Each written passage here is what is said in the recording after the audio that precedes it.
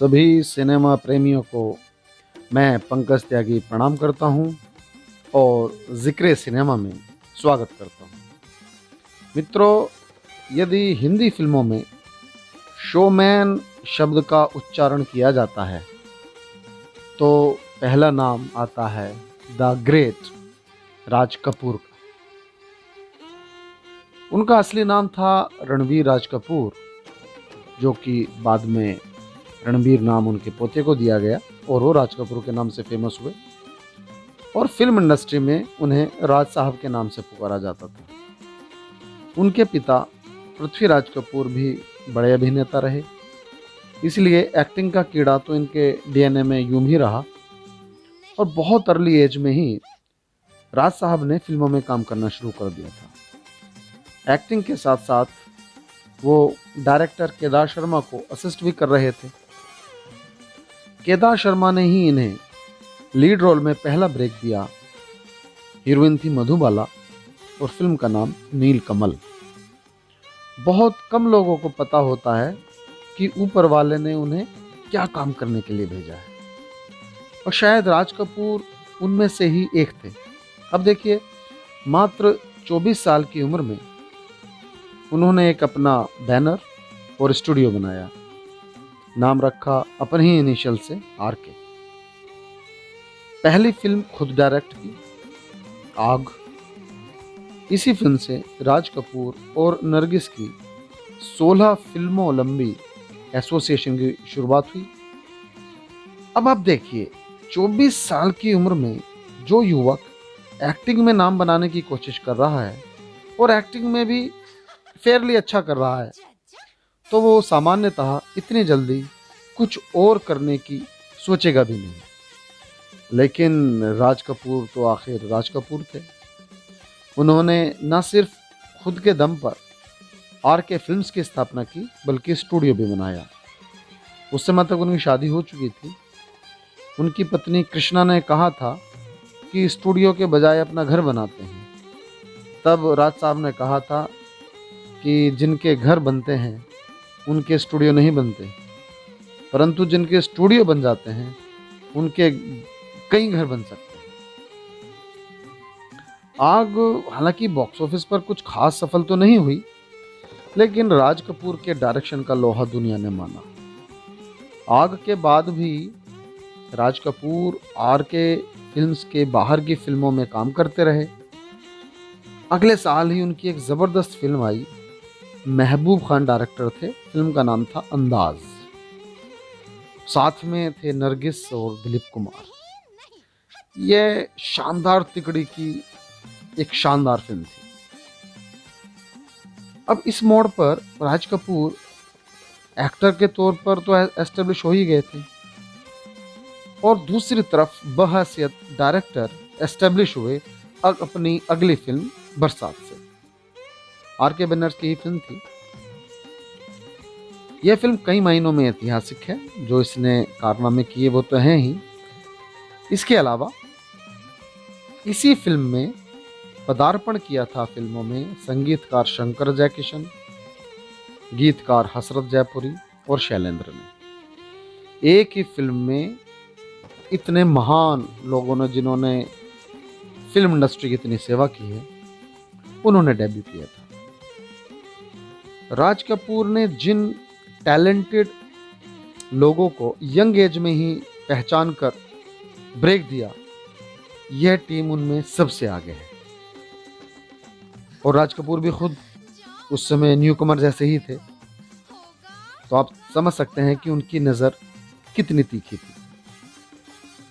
इसके बाद राज कपूर की तमाम फिल्मों में मेरा नाम जोकर तक यह टीम साथ रही और ज़बरदस्त म्यूजिक से हमें लुत्फानंदोज किया। किसी सयाने ने कहा है कि एक अच्छे इंसान की पहचान है कि उसके दोस्त और नौकर पुराने हों। राज साहब का अपने दोस्तों के साथ काम करने का सिलसिला बहुत लंबा चला। जैसा कि मैंने बताया कि शंकर जयकिशन, शैलेंद्र और हसरत जयपुरी का साथ लगभग 22 वर्षों का रहा और वो भी तब टूटा जबकि मेरा नाम जोकर फिल्म के रिलीज़ होने के वक्त तक शंकर जैकी शन में से जैकी शन ये दुनिया छोड़कर जा चुके थे और शैलेंद्र भी इस फानी दुनिया को अलविदा कह चुके थे। इसके बाद ही इन्होंने अपने संगीतकार और गीतकार बदले। अब नरगिस के साथ देखिए, उन्होंने 16 फिल्में की हैं, जैसे कि मैंने पहले बताया। अब मुकेश, जो सिंगर मुकेश थे, उनके बिना तो राज कपूर की साझेदारी का अफसाना पूरा हो ही नहीं सकता। आप जानते ही हैं कि उनके अधिकतर गाने, मेरे ख्याल है 80% से ज़्यादा ही होंगे, जो मुकेश जी ने गाए हैं। कुछ गाने मन्ना डे ने गाए हैं, कुछ इधर उधर हैं, लेकिन 80% क्या 90% भी हो सकते हैं। यही कारण है कि जब मुकेश जी की मृत्यु हुई तो राज कपूर ने कहा था कि आज मैंने अपनी आवाज़ खो दी। एक उनके सिनेमाटोग्राफर थे राधू कर्माकर। राधू कर्माकर के साथ भी उनका साथ आवारा से शुरू हुआ और उन राज कपूर की आखिरी अधूरी फिल्म हिना तक ये साथ बना रहा। ये राधू कर्माकर वही थे जिन्होंने जिस देश में गंगा बहती है फिल्म को डायरेक्ट किया था, और यह फिल्म भी RK फिल्म्स की ही थी। राज कपूर प्रोड्यूसर थे। ख्वाजा अहमद अब्बास ने भी उनकी कई फिल्मों का स्क्रीन प्ले लिखा था। आवारा से और हिना तक ऐसी कई फिल्में हैं जिनका स्क्रीन प्ले ख्वाजा अहमद अब्बास ने लिखा। तो कह सकते हैं कि राज कपूर यारों के यार थे। RK की अगली फिल्म आवारा ने राज कपूर को एक इंटरनेशनल फिगर बना दिया। इसका गीत आवारा हूँ तो तत्कालीन सोवियत संघ में बहुत पॉपुलर हुआ और इसकी दीवानगी अन्य देशों जैसे चीन, टर्की, रोमानिया, बुल्गारिया वगैरह में देखते ही बनती थी। और अभी भी कई जगह वीडियोस आते हैं जहां ये गाना गुनगुनाया जाता है विदेशों में। बुल्गारिया और रशिया के तो ये वीडियोस आते रहते हैं। कहते हैं कि माओ त्से तुंग का भी ये एक फेवरेट सॉन्ग था उस समय। आवारा को 2012 में टाइम मैगजीन ने ऑल टाइम 100 ग्रेटेस्ट फिल्म्स में शामिल किया था। और आवारा के बाद तो राज कपूर एक ब्रांड बन गए थे, डायरेक्टर और एक्टर दोनों के तौर पर। उनकी फिल्में लगातार करिश्मा कर रही थी। श्री 420, जागते रहो, चोरी चोरी, फिर से बाहोगी, अनाड़ी वगैरह वगैरह। चोरी चोरी वो आखिरी फिल्म थी जब नरगिस और राज कपूर की शानदार जोड़ी ने एक साथ काम किया। आवारा और श्री 420 के बाद राज कपूर ने डायरेक्शन से एक लंबा ब्रेक लिया और वो एक्टर और प्रोड्यूसर के तौर पर ही एक्टिव रहे। 1964 में उन्होंने डायरेक्ट किया संगम को। संगम ने सारे रिकॉर्ड्स तोड़ दिए।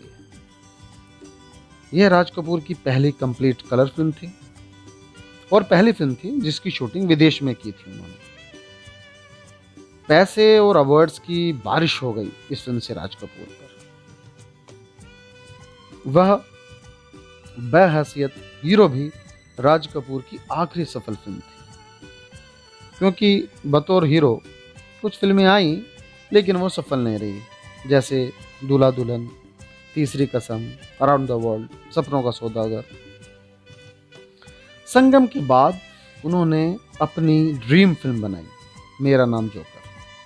बड़े स्केल पर बड़े स्टार कास्ट के साथ ये फिल्म बनाई, लेकिन मेरा नाम जोकर बॉक्स ऑफिस पर औंधे मुंह गिर गई।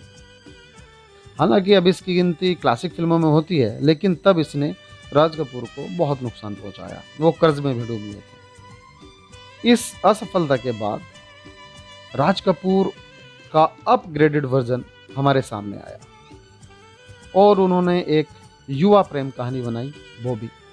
हीरो उनके बेटे ऋषि कपूर और हीरोइन डिम्पल कपाड़िया। एक 16 साल की लड़की थी उस समय।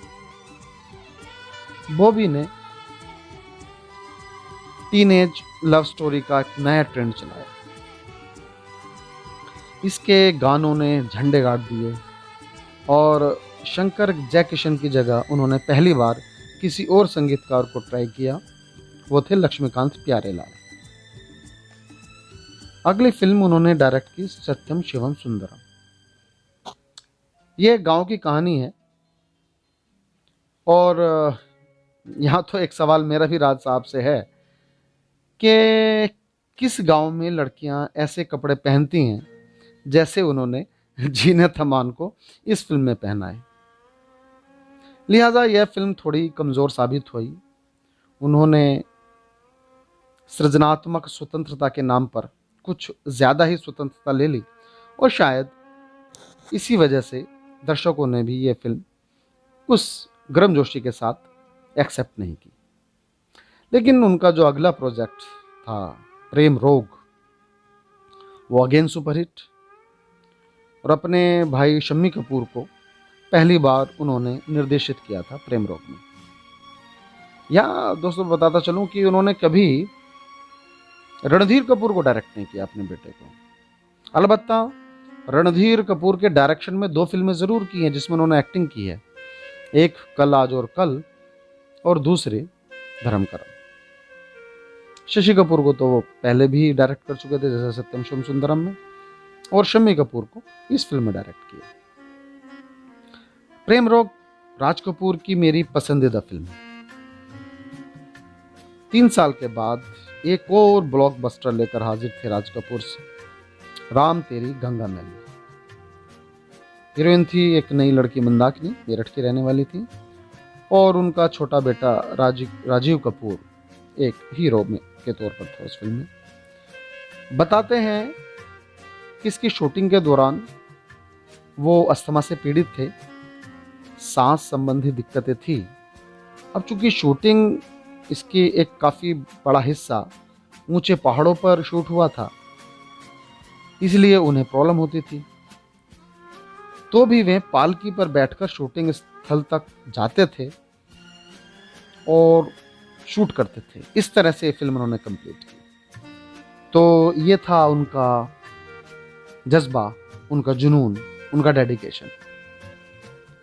यही उनकी आखिरी पूर्ण निर्देशित फिल्म साबित हुई जो बॉक्स ऑफिस पर बहुत सफल हुई। अगली फिल्म वो प्लान कर रहे थे हिना, लेकिन वो उसे पूरा ना कर सके। 1988 में दादा साहब फाल्के अवार्ड रिसीव करते समय उनकी तबीयत बहुत ज़्यादा ख़राब हो गई और कुछ समय बाद ग्रेटेस्ट शोमैन ऑफ बॉलीवुड चल बसा। बाद में हिना को रणधीर कपूर ने डायरेक्ट किया था, उन्होंने पूरा किया उसको। राज कपूर को म्यूज़िक की अलग ही सेंस थी, उनकी हर फिल्म में कमाल का म्यूज़िक होता था। कहते हैं कि वो कई म्यूज़िकल इंस्ट्रूमेंट्स खुद भी बजा लेते थे। और आर के स्टूडियो की होली उस समय फिल्म इंडस्ट्री में बड़ी फेमस होली हुआ करती थी, तो उसमें वो ढोलक भी बजाते थे। राज कपूर ने 3 नेशनल अवार्ड जीते, 11 फिल्म फेयर अवार्ड जीते, लेकिन सबसे ऊपर उन्होंने करोड़ों सिनेमा प्रेमियों के दिल जीते। तो दोस्तों, हमारी ये प्रस्तुति अगर आपको अच्छी लगी हो तो चैनल को लाइक, शेयर और सब्सक्राइब कीजिए, और कमेंट बॉक्स में ये भी बताइए कि आने वाली कड़ियों में आप किस फिल्मी शख्सियत के बारे में हमसे जानना चाहेंगे। धन्यवाद।